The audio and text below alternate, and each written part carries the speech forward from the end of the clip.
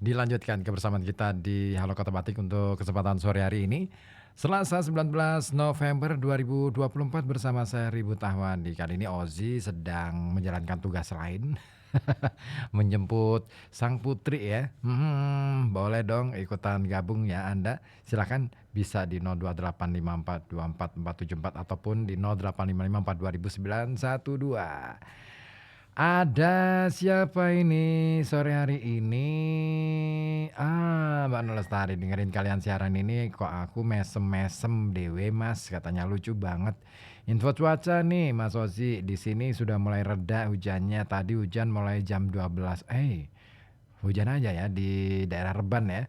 Nah, gimana kira-kira cuaca di sekitar Anda, di lingkungan Anda? Boleh diinformasikan di sini di 0285424474 ataupun WA 0855420912. Nah, bicara tentang jadi ingat ya kebahagiaan tadi ya. Ternyata ukuran kebahagiaan bagi orang mungkin beda-beda. Ada yang berpikiran bahwa bahagia itu karena cukup punya uang dan lain sebagainya. Tetapi apakah itu? Soalnya gini nih, ada satu cerita. Ada seorang wanita yang mendapatkan emas senilai 600 juta dari presiden lagi ya. Tapi dia malah menolaknya. Nah, siapa dia? Nah, mau tahu? Jadi gini, yang namanya emas memang menjadi instrumen investasi yang banyak disukai orang. Kenapa? Karena nilainya stabil, relatif lebih stabil ya, dan meningkat seiring waktu. Karena itu juga tidak sedikit orang berupaya membeli emas atau berharap mendapatkan hadiah emas secara gratis. Kalau kira-kira Anda mendapatkan hadiah emas dari presiden, mau? Nah, ini orangnya lain, unik nih.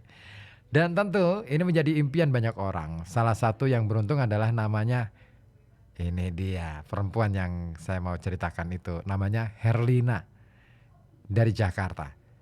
Dia ini tercatat sebagai orang pertama dan satu-satunya yang mendapatkan emas secara gratis dari negara. Khususnya Presiden Indonesia. Nilainya nggak main-main, tinggi. Yakni 500 gram atau senilai 600 juta rupiah. Nah, gimana ceritanya? Jadi kisahnya begini. Kisah ini terjadi pada tahun 1963 saat Presiden Indonesia masih dijabat oleh Soekarno ya. Pemberian emas disebabkan sepak terjang Herlina sebagai seorang pahlawan wanita yang berjuang di garis depan pertempuran. Nah, sebagai wawasan Anda saja nih kawan, Herlina ini awalnya bekerja sebagai seorang jurnalis di kantor percetakan Jakarta. Selama itu dia hanya menyerang dalam arti memberikan berita-berita serangan Belanda ya melalui tulisan-tulisan kritis di media massa. Namun tindakan itu tidak membuatnya puas. Maka saat pemerintah membuka pintu bagi sipil menjadi relawan perang di Papua, dia bergegas mendaftarkan diri untuk bisa dikirim sebagai relawan perang di Papua. Nah, keputusan Herlina untuk angkat senjata ini ya, ini sempat membuat kaget banyak orang. Semua beralasan bahwa dia ini perempuan berlatar non-militer. Perang bukan dunia perempuan dan khususnya bagi laki-laki ya. Nah, meski begitu, Herlina tetap aja kekeh dengan pilihannya, kekeh dengan keputusannya, tidak gentar dan dia tetap ngotot ikut perang.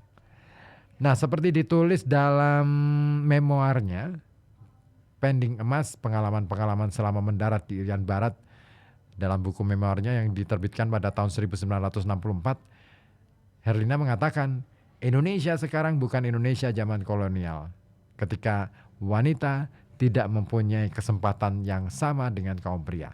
Untuk itu, aku datang ke Irian Barat yang ingin mengabdikan diri pada negara dan tanah air. Alhasil, dia pun tetap nekat ikut perang dan pergi ke Makassar.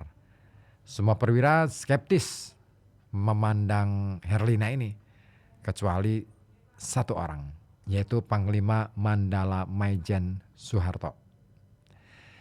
Dan dalam memoir itu yang kemudian ditulis dalam buku 25 tahun Trikora ya, 1988 terbitnya. Herlina diterima oleh Panglima Mandala Maijen Soeharto dan Herlina diizinkan untuk turut menyusup ke daratan Irian Barat dalam kesempatan pertama. Nah, setelah diizinkan, jenderal yang kelak menjadi Presiden Republik Indonesia kedua ini, perempuan asal Jakarta, Herlina itu secara resmi menjadi bagian prajurit relawan pada tahun 1962. Dia ditugaskan angkat senjata dan memimpin pasukan kecil untuk membina masyarakat Papua. Nah, praktis, tugas ini membuatnya terus dan harus menyusup ke pedalaman Papua serta hidup di tengah tembakan peluru. Dalam sebuah terbitan majalah Dharma Sena yang terbit pada tahun 1991, volume ke-16, juga diceritakan apa yang dialaminya ini membuatnya berulang kali hampir mati terbunuh dan kelaparan. Tetapi beruntung, tantangan itu berhasil dilewati dengan baik. Herlina masih selamat dan sehat sampai perang usai pada tahun 1963.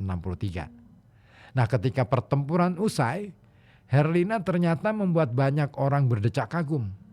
Sebab dia menjadi orang termuda dan menjadi perempuan satu-satunya yang ikut dalam perang.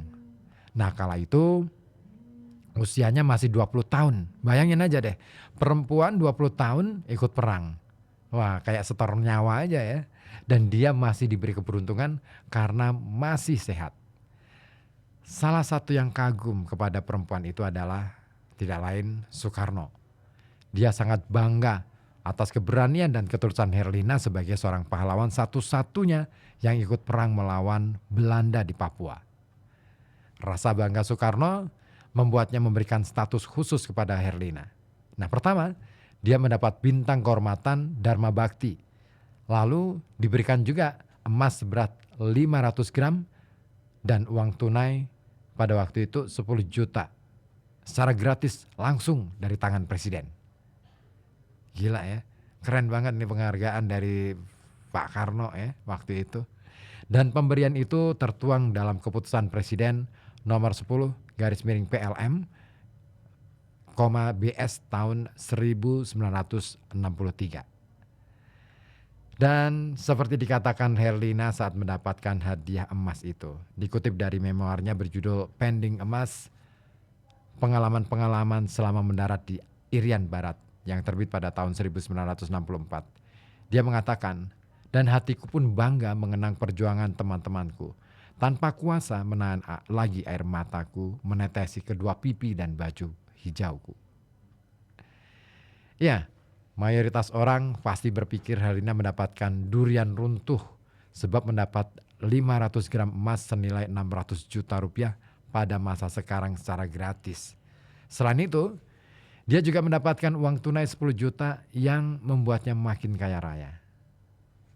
Rata-rata sih berpikirnya gitu. Tapi ini ya, Herlina justru menunjukkan sikap yang membuat orang makin kaget aja.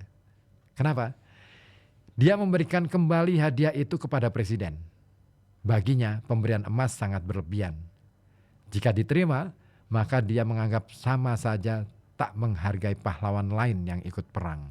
Khususnya mereka yang gugur atau cacat. Nah, atas dasar itu, dia pun mengembalikan hadiah ke Presiden Soekarno plus meminta hadiah tersebut menjadi simbol perjuangan atas keberhasilan perang melawan Belanda. Nah, hal tersebut sekaligus membuktikan bahwa perempuan juga punya kesempatan yang sama untuk bertempur seperti laki-laki.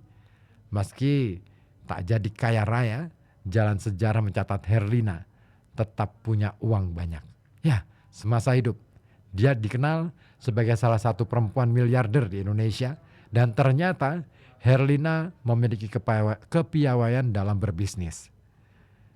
Kenapa? Karena pada masa Orde Baru, dia diketahui punya banyak bioskop dan klub sepak bola. Dan itulah kiprah Herlina. Sayang, kiprah ini harus terhenti pada tanggal 17 Januari 2017. Beliau wafat karena sakit. Keren ya, perempuan maju perang, dikasih hadiah, malah nolak. Kalau kita gimana? Ini tamparan bener-bener nih. Waduh, gimana ya? Kalau sudah ada kisah-kisah semacam ini nih, bikin resah nggak sih? Oke, saya tunggu. Oh iya, ada informasi nih, radionya mati katanya. Radio nggak mati, masih ini loh, masih jalan ya. Oke, Mbak Nok Lestari ya. Oke, terus kemudian cerita sniper terbaik Nazi dong pada perang dunia kedua. Oh, kapan-kapan ya. Adi di Kajen. Kalau Indonesia kalah, saya stay. Apa ini? Oh, uh, ini soal ini ya. No, apa ini? Pertandingan nanti ya. Oke deh. Thank you Adi di Kajen. STY wajib out katanya, prediksi Indonesia kalah 2-0. Info nobarnya oke nanti ya. Saya coba lihat-lihat lagi informasinya. Terima kasih yang sudah bergabung di 0285424474 ataupun melalui WhatsApp di 0855424912 dan tetap di sini di FM 91,2 Radio Kata Batik News Interaktif Solutif.